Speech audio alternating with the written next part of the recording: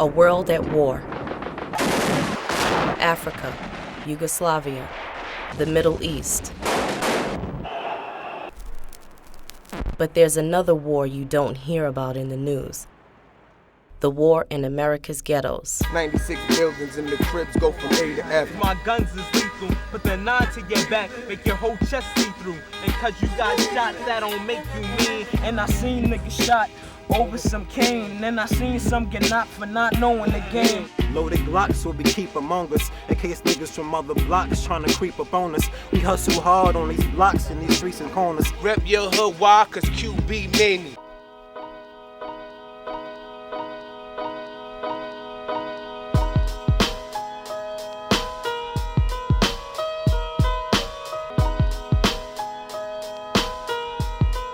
Queensbridge, the world's largest housing projects.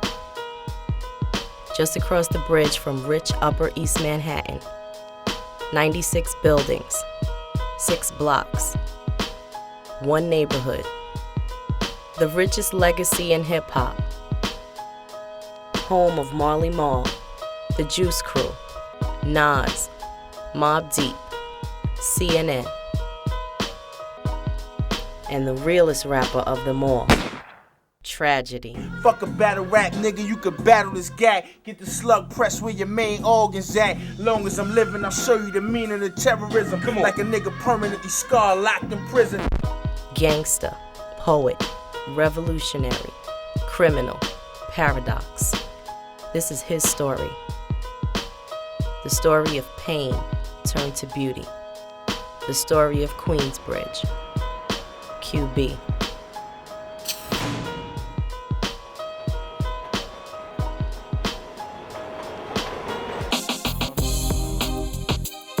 Trag is the one who links all the other QB rappers together, the one who lived all the great Queensbridge moments.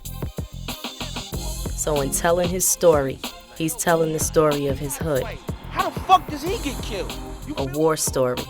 So Trag brings a team of war reporters to the bridge. But just days after they start filming, rap star Nori scoops up Trag in Manhattan. 20 gun-wielding cops pull up on him, throwing Trag to the concrete. They don't find the machine guns they're looking for, but Trag has a warrant. So we begin our story from jail. It says never die alone. You gotta go out, take them with you. You know what I'm saying? If it's a war, take them niggas with you. My name is Tragedy Khadafi, and I'm from Queensbridge. But right now, I'm being held, being detained. The Jakes never worry me as long as I'm free. For my niggas holding packs, nothing less than a G. Crime side of life, foul price to pay. Illegal life, trigger tripe till we old and gray. When the flesh dry up and this world decay, reach heaven in the pearly white accurate. Until then, I'ma shine till the last sin. Resurrect through the birth of my son and live again. Yo, this 4111. Killer Shy, which niggas quick when I speak. I quote biblical, preach wise words of wisdom, follow the lyrical. As the stories go, you know what I'm saying, like, Trag Pop was like one of the illest dudes on this block. He was really heavy in the crime wave, in the stick-up game. My father died when he was 18. I never seen him. He never saw me in the physical form. I would have dreams of this man, which at the time I thought was myself. I thought I was dreaming of myself as an older man. My mother showed me a picture, and in my dream, I realized that I was actually dreaming about my father.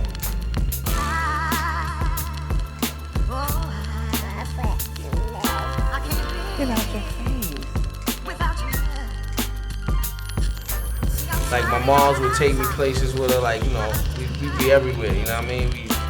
Every party she went to, I was there, you know what I'm saying? That's why I think I first had the love for music. Every time I hear old jam, I think about us. Made the choice to have me, you love me that much. It's real, back then, mommy, you was a little girl, pregnant with me. Feeling all alone in this world, as foul as it seemed. My pops died at age 18. Like around 11, 12, I'll discovered that my mom was using drugs. My mom was a heroin addict. I watched my mother go from, having a good job, graduating from college and all that. I would just watch our whole household get turned upside down. Percy?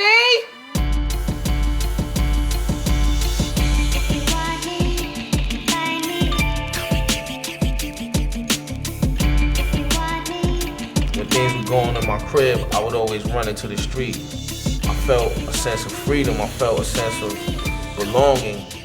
I felt like I belonged there. My moms would do things to try to keep me in the crib, keep me out the street, and keep me out of trouble, which was ironic to me because I'm like, yo, you in the street. Why can't I be in the street? Let me out. I'm sorry, I won't do it again. Let me out. She would actually, she would tie one wrist to this side of the pole that held up the bed, this wrist to the other one. Once I got one wrist out, I was hood. I was good. I lived on the first floor on Vernon Boulevard, 41st side of Vernon. Once my feet hit the street, I was good.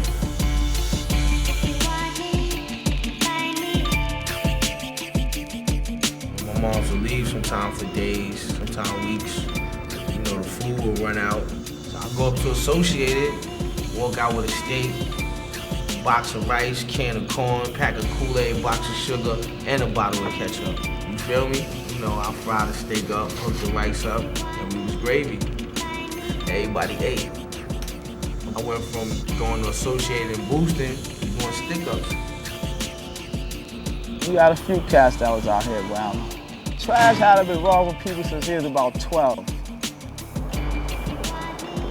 You broke, you young, you don't have no money, you go right down the block to Queens Plaza. This side of the bridge is Manhattan, and the other side of the bridge, that's the plaza. You go to the plaza and you do what we call catch a Vic. And sometimes that's what he did. Sometimes I watched him do it.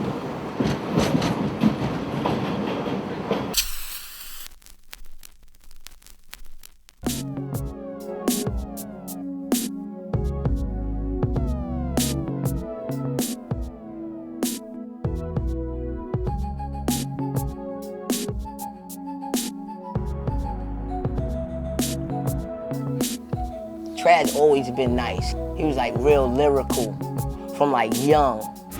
Oh, he's ill. He's the nastiest. He's one of the nastiest out here. He's only rapped to me before I got him to rap to in front of the whole class. I stayed with the black composition notebook. Everybody in the hood knew that. 12, 10-year-old guy walking around with a pad, writing rhymes. Not that long ago, I remember being in the studio with Nas and shit. He was like, yo, used to put a line after every last line of your rhyme. Little niggas just watching me how I wrote on the block. I designed paragraphs like an architect. Yo, done is mad little. How you say all of that? He had totally roasted this guy. This guy tried to break a bottle and stab Trash because he felt that bad.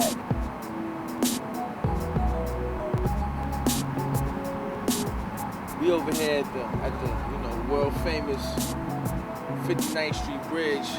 This park alone just holds a lot of memories in terms of the history, in terms of my history, in terms of the history of Queensbridge. They used to set up the equipment, Disco Twins, right? Marley. The All Brothers. The All Brothers, you know what I'm saying? Flash. White Flash. You know what I'm saying? LES, all them cats. LES, Hot Day. Hot Day. Just the whole park would just be popping. That's ill. The mothers would come to the DJ booth, and then the DJ would be like, well, such and such, your mother's at the gate. And it's chaos now because you trying to run away so you don't get a beating. That's the shit that sparked me, right there. Just being in the park and just starving, just waiting for your turn. Like you want to cry, when I get my turn? And then you get it, and then I was like, wow, him? He was holding himself down with all the old school rappers, got in the park jam and just tore it down. It's like, what the fuck? What happened? You know what I mean? It's like this shit is looking like a graveyard to me and shit now. Before, even the projects had so much life in it. The mid-'80s. QB's own Juice Crew dominates the rap game, giving Queensbridge worldwide notoriety. Producer Marley Marl is in control. That was crazy important, especially for me, you know what I'm saying? Because I'm from Queensbridge. We more amped than ever, you know, during that time. Kane, Sham, Biz, Craig G, Shantae, G-Rap. Juice Crew days, baby. Polo. They dominated, and especially with Marley Marl. Yeah, I mean, he dominated in other areas like with Eric B and Rakim, you know. Marley was the fucking king, you know what I'm saying? Marley was the man. Everybody was chasing Marley. Yo, Marley, put me on, put me on. He wasn't really paying me no mind and shit. I guess he had mad motherfuckers running up on him, telling him they could rhyme and all that. I went to the crib this one time in particular, and he told me to come back in 15 minutes. I probably waited maybe 10 minutes, but it felt like 5 hours. He let me in that time. He got like a certain style and a certain flavor, you know what I mean? A certain little flow that's kind of hot right now. So I was like, yo, that's a go. He threw a beat on, and I just got at that shit. And it was called The Tragedy. Woke up one morning, turned your radio on. Couldn't find your money and your brother was gone. Ran to the kitchen, all you found was a bone. You knew your brother's habit, couldn't decide on his own. Marley used to live right in this building on the second floor, 4114. We used to actually wait for Trash to come down so he can play the tape. Lost his wife and lost his friends. The way he started is the way he'll end. Using cocaine again and again. When we recorded It's a Tragedy, it was like a demo from the crib. You know, he was telling a little life story. It was a hot joint. A little hot joint for hip hop, you know what I mean? Before Tragedy, I was called Jade Ski. He was going by J Ski at that time. So I told him, don't you just turn it to Tragedy. As a kid, the crazy shit I was doing, motherfuckers was like, yo, you a tragedy, man. My baby grandma?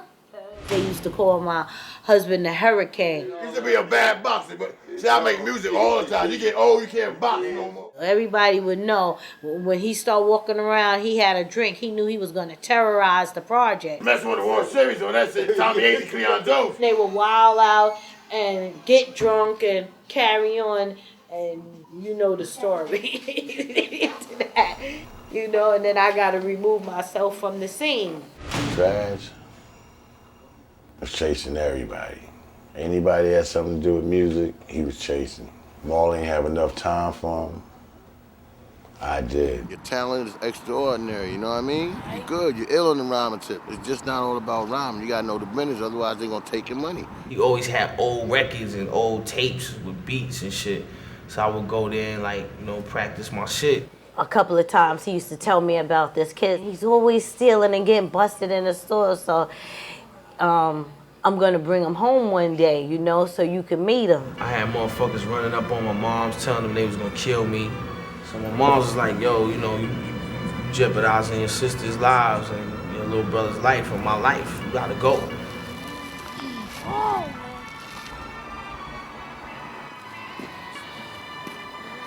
Immediately, T, love, boom. Nowhere to stay, you stay here. When you eat here. You family. Come on, man. I'm fucking tough. You stupid ass, yo.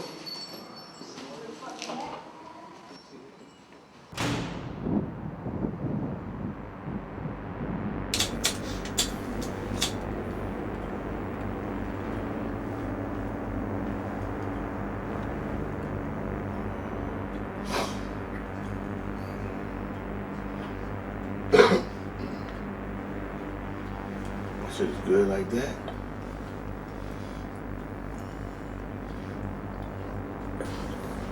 Shit.